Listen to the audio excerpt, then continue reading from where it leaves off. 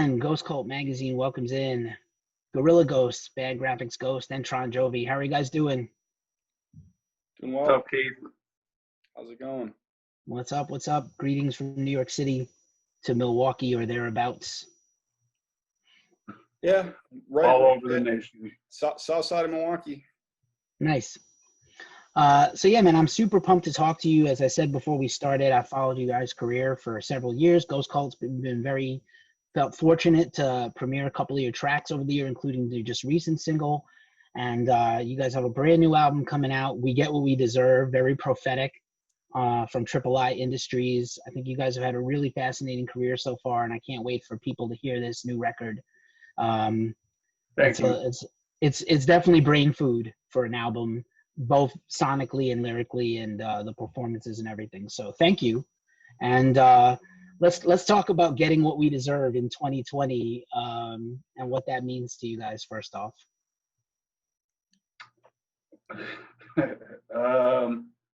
Wow. Big question. Yeah, it was all nice on the pre-production and then hit us with like the big open-ended question right off the top. Wow. Okay, Keith. Ding, ding, ding, ding. I guess for me, getting what we deserve is just facing the consequence of our actions and the actions of previous generations that have led us up to the volatile state of affairs that we are in right now. There's so many different things going on and so many different ways powers that be are trying to divide us as a nation. And I think above all, first and foremost, we just need to look above and beyond all that bullshit and come together as people and try to make a difference for our children and our children's children so they're not repeating the same things that we are going through right now. We are suffering for our own actions. Indeed. Yeah, it's a mind jobber. Obviously, first and foremost, I have to start every one of these interviews beside the hard questions, but obviously I sincerely hope that you guys are well. None of your families are sick, or your people, your crews, anybody you care about has been harmed, sick, or, on the flip side, if you're not sick and you've been out protesting, you've not been hassled by cops, tear gassed, abused. This is just a shit time in the world. And on one hand, I like that pushback has been very organized and, sustained, which for me in my lifetime as a politically active and minded person, I haven't really seen this level of continuous resistance in a long time in my life. And so I'm really pleased. I hope you guys are giving them hell out there, and but not suffering for doing what is the most American thing possible, to protest. Agreed. Yeah. I think we've been very fortunate to be healthy and remain healthy, and our families are doing the same. I think we are blessed to have food in the fridge and a roof over our heads, and that's something as minuscule as it is that we take for granted, more times than not. A lot of people cannot say the same right now. So we have to be, and we are grateful and blessed in that respect, especially with, pounding our feet on the pavement and getting out there protesting, whether it's doing the dirty work and, showing establishment that we're not going to back down, or even if it's just, standing on the street corner and giving out water and bags of chips to people and encouraging people to stay safe and stay socially distant or whatever else it may be, so that we can all be healthy and see our way through this. Yeah, it's been pretty cool to see our community come together the way that it has.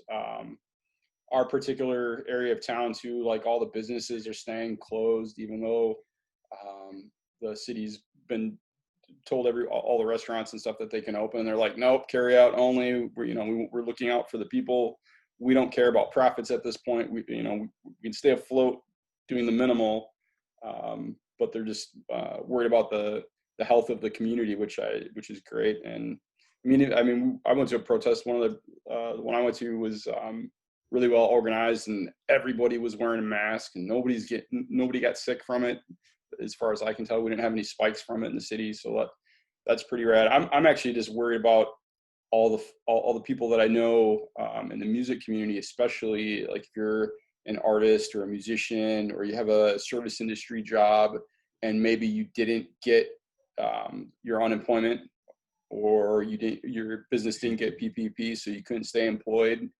And I'm just trying to help, anytime I see a GoFundMe or whatever, because I'm lucky to be employed during this time. I've almost lost my gig, but everything stayed stable, and I've been chipping in every time I see a GoFundMe, just because I'm able to do it. Or like the local venue in town, Cactus Club, we've been I build their website, so like every time they need a little extra support, like, yeah, no problem, anything, you just ask and I'll help you. No, and we've been supporting X-Ray Arcade best we can. They did a compilation. We have a track on that to help benefit. And between the two of the venues, I think they've raised like 35 grand to help keep the doors open, or just keep the mortgages paid so that they can weather this. I'm really worried about the small venues in town going away. Like, when this is all done, who knows how long this is going to last? Could be another year, could be 2 years. Easy. Yeah. And anything to keep the music scene alive and thriving is something that we definitely stand behind. And Hell or high water. And it seems so weird. Like, we both love music, and it feels so weird being worried about something like that, when like we're lucky that that's our biggest problem that's affecting our lives personally, because we could not be doing as well as we are right now. So I'm definitely thankful for the position I'm in at this moment, because that can change. Oh, of course. Yeah. Thank you both for those words. Yeah, it is. I feel like we're teetering on some kind of brink, politically, economically, everything. I saw something today that was like, they lied about the unemployment numbers already, and like 50% of the country is actually has no income right now, and there's going to be no rent, or it's hard to convince cities and landlords to do rent relief, or rent pausing and things like that, because mortgages don't pause because banks are criminals. So we can go all day just about that stuff. But I appreciate you both, and keep your heads up through all this. And of course, a weird time in the world to put out art and music into the world, although I feel like this album is really needed. It's a good time for your message. If there's a silver lining, if any, is art like this is going to rise and help people. So I feel like it's like the Reagan 80s all over again, all that rad punk and hip hop that came out of the 80s, and some of the metal that was very forward thinking. I think we may get that again in the next, few years. It's happening right now, brother. We're getting there right now. Yeah, I wish it wasn't that way. I wish we didn't have so much to complain about. Then maybe we could write a pop tune. Yeah, I mean, it would probably be definitely more lucrative for us if we could just write songs about shaking asses and popping Molly in the club, or whatever kind of contemporary rap music. But things aren't like that right now for us, and I don't see any inkling to want to have it that way. As distressing as times are right now, I think it's something that is 100% needed for growth, so we can get to the next level of our being and our consciousness, and try to bring up our communities instead of dividing or tearing them down. As nice as it would be to watch some shaking asses and popping Molly in the club, like I said, there's too much at stake to just be oblivious to what's happening around us right now. And as hard as it is to hear, these things need to be said and they need to be heard, not just listening to the music, but hearing the music and what's going on and how that translates to everyday life right now. Right on. It's weird because I think there was definitely a period of time when, then, like probably in the early '90s, when everything transitioned, and you always had, hip hop and rap was sort of captured by the pop fascination, the masses. But I always feel like there was always still that like real against the grain, you know, rebellious, smart stuff. And then you saw less and less of it, or you heard less and less of it. You had to dig to find good good artists who were, conscious. Whether it was like De La or Tribe, or Dead Prez is a group that I feel like you guys are like a very spiritual successor to. They had some shaking asses jams, but also mostly smart stuff about like life. And I feel like that you guys remind me a lot of that era. And I don't dislike the other stuff that also, I like all the other, I like some commercial stuff too. But I think it's people are going to seek out this truth.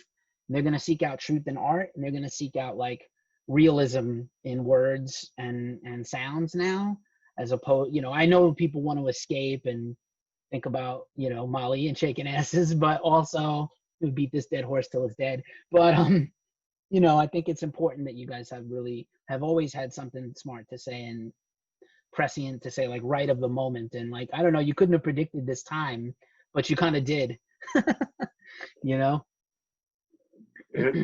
We seem to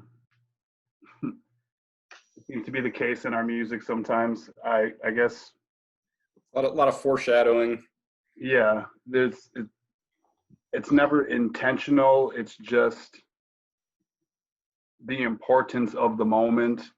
And once we go back and listen to it, it's kind of like, oh shit, like, wow, it's kind of like cryptic then, but it's even more, more heavy now that we're actually living in it. And, like you had said, music, hip hop and punk was more political and socially conscious in the 80s. And I feel like growing up during that time, we kind of saw it progress from that into like the gangster rap, or like more hardcore punk and like power violence and stuff like that. And then the TRL days came around when everyone was more comfortable and things weren't really, as urgent.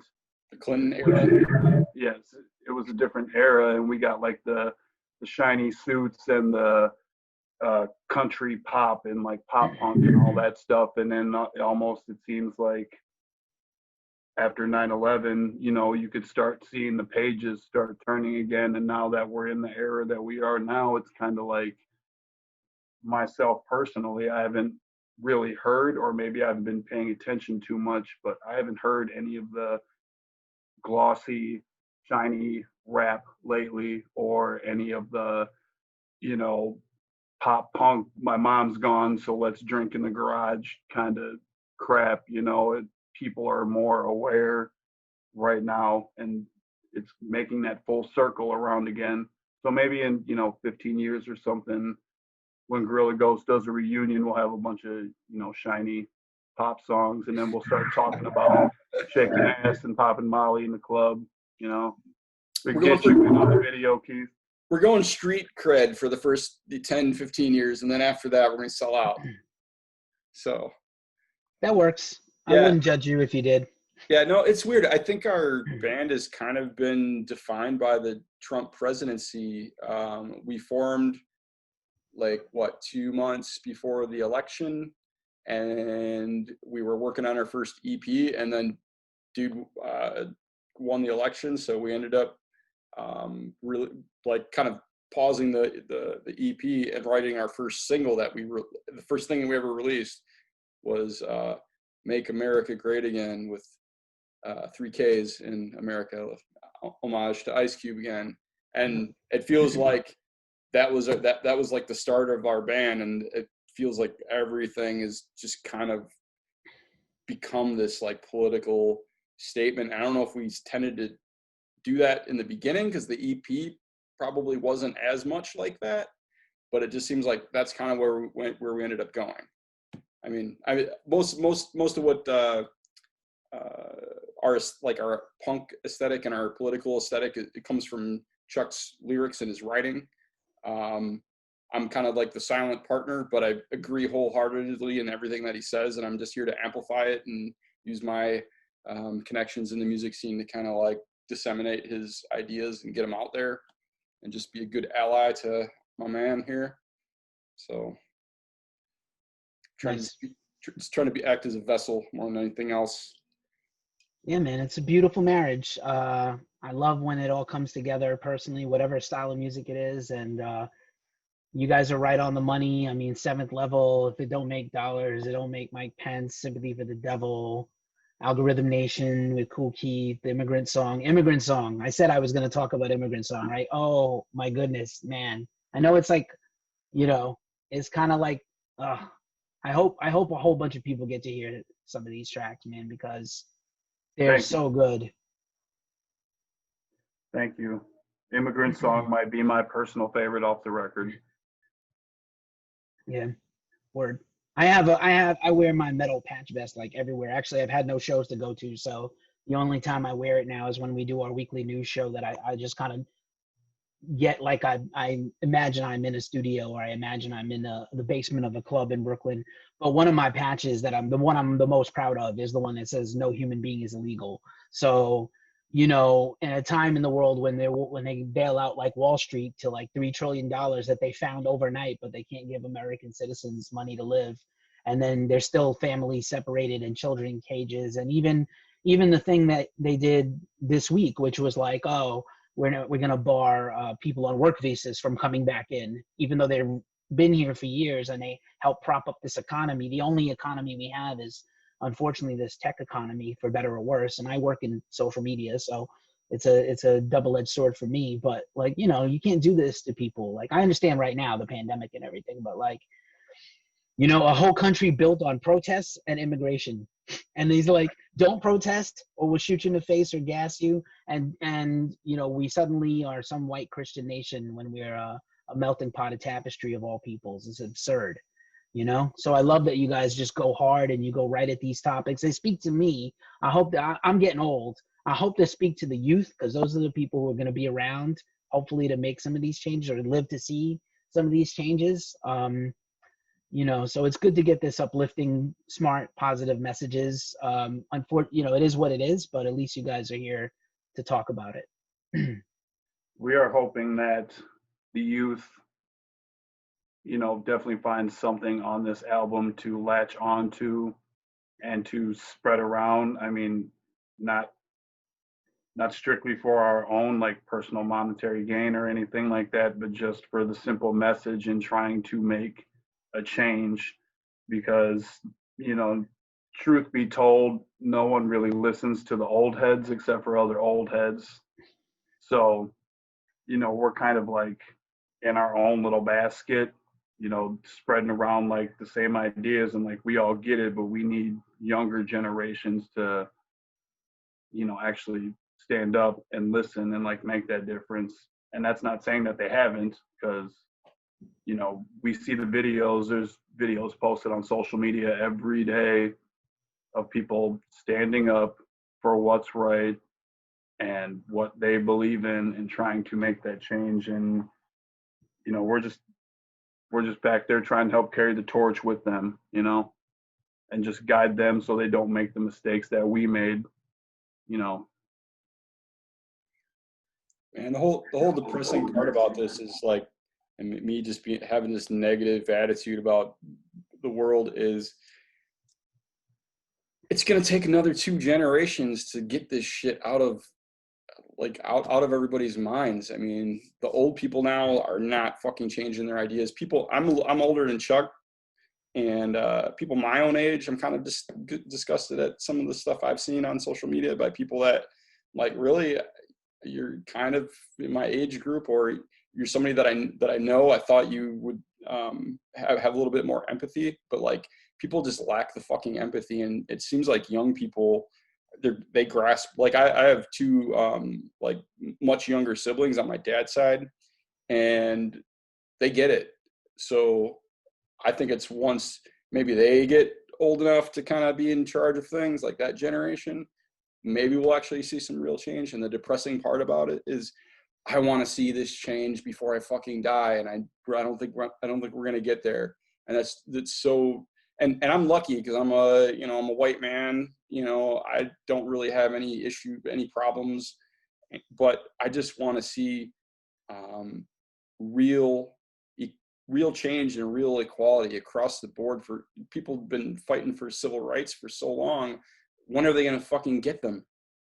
Like, what are we waiting for? I want to see it in my lifetime, and I don't feel like I'm going to see that in my lifetime. It's depressing. It's so depressing. So just gotta keep fighting and amplifying people like Chuck to put his ideas out in the world, because art will. I believe art can change the world, can change people's minds. Because I was listening to In God We Trust Incorporated on cassette tape when I was a teenager, flipping it over, while I didn't use the blank side, but rewinding it, listening to it over and over and over. All my politics at a young age came from the punk music that I was listening to and the metal music I was listening to. And hopefully we can drop some small ideas in people's heads where they never thought of it like that before. And it'll get them thinking, and it'll crack that open and raise the consciousness of everybody a little bit. And then maybe in 40, 50 years we'll be there. It's fucking depressing. I hear you. Our lifetime. Yeah, probably not the three of us, but maybe for everybody left after. Couple of other things to unpack about the record. I wanted to pick out a couple other tracks to talk about. OnlyFans, which I don't think it was intentionally amusing, but it amused me. So I had to go there and ask about it. I was waiting for it. It's like, oh yeah, the PR cycle. They're definitely gonna ask me about that fucking song. What would you like to know, brother? What was your inspiration for the OnlyFans song? I have an idea, but I want to hear it from you. My initial inspiration for that song was going on social media sites and seeing people that I know personally either gaslighting other individuals, especially females, especially POC females. And if it wasn't the gaslighting, it was more of acting like the Prince Charming online, but then seeing their interactions with these women, these POC women in real life, and having it a very toxic atmosphere, very psychologically and mentally abusive in the roundabout way, not just directly coming out and speaking ill will, but more manipulation, like verbal manipulation tactics to try to get some sort of sexual gratification or whatever it was. And I was just personally sick and tired of it. So I wrote a song about how the internet is a vehicle for people to be who they want to be. And whereas the basis may have been for the use of good, I think it's more or less bad. And we can see that with the different comments on photos and videos on social media these days. You can see where the lines have obviously been drawn in the sand, and if there's no in between really anymore, it's either you're on one side or the other. So I just wanted to take a second to denounce all of that shitty, negative, toxic behavior that I see from people online, and wanted to stand up and be supportive for women and POC women and LGBTQ, women, transgenders. It's all the same. Like, if you're cool, you're cool. If you're shitty, you're shitty. And yeah, I mean, that was just the basis of that song.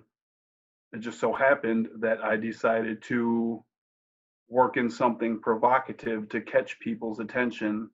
And by naming it OnlyFans, it's like, oh, okay, we'll go straight to this. I want to see what they have to say. And I think people are surprised that the song title couldn't be further away from what the actual song is about. There's probably only four bars in there where I actually mention, sex work and being in support of it. But otherwise, it's, denouncing that negative internet behavior that people use to like manipulate others, But I'm not going to say any names. I'm not going to say I any got names. you. I got you. This toxic masculinity is over, and even all of us, Correct. we all have friends who, you shake your head at them and be like, "What are you doing?" And even, yeah, it's just horrible. And then, of course, I had to ask about Wesley Snipes and his importance to two songs. We got to premiere the Demolition Man track, which is dope, but I also really like the other one too. So I was like, and then why not Wesley Snipes in King of New York, or Wesley Snipes in, New Jack City, or Mo Better Blues? Oh, that's a good. But yeah, I love those. Ooh,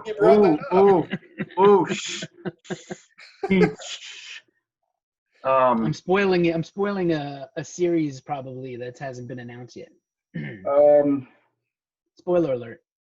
Yeah, totally. Wesley Snipes, is one of my favorite actors. I grew up watching his movies. I remember my dad would, wake me up at night, growing up, and we'd sneak and watch, the Predators and the Commandos and the Kickboxers, and then, Wesley Snipes came into play, and we would stay up, and, my mom didn't want me watching those movies, but my dad was like, fuck that. So it was just like something that I remember as a good memory from my childhood, as bonding with my dad over Wesley Snipes. He's one of my favorite actors, and I just wanted to somehow loosely translate that into the newer material. That being said, the two tracks on the record made the cut, but there are 3 that are in the vault right now that will see the light of day down the road. But all 3 of them are Wesley Snipes in such and such and such and such and such and such. You already guessed 2 out of the 3, so I mean, if you want, you can try to guess. You can try to guess the other one. And I know you know it, but you don't think it is what it is. But you know it. Is it Passenger 57? Nope. Okay. Hold on a second. I'm gonna go play Lotto anyway. I'll be right back and we'll finish this interview. No. That's amazing. Not to mention, I'm a humongous comic book nerd. So like, if we didn't have Blade, we would have no MCU. We'd have none of these superhero movies that I love, or even the superhero TV shows that I love. Wesley is a champion. I'm a huge fan.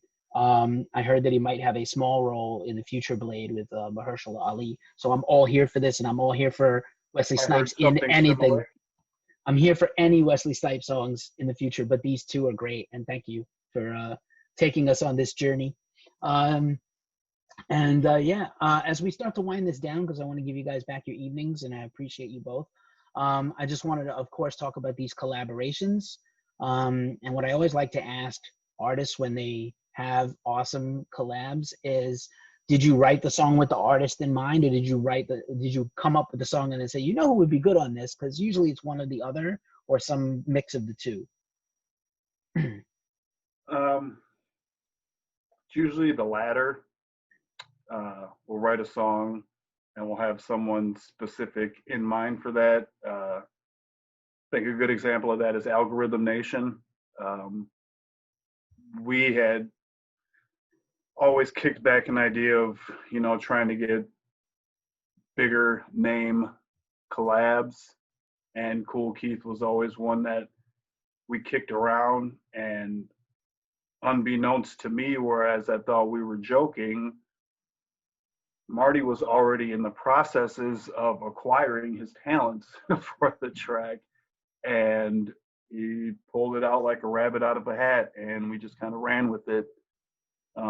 Other times I'll write a song and I'll know I want to collaborate with someone on there, and I'll have a couple different ideas in mind, and it's usually just us putting out feelers to see what people's schedules are, who's interested, who's feeling the concept, who doesn't want to like tarnish their rep by working with us, those kind of things.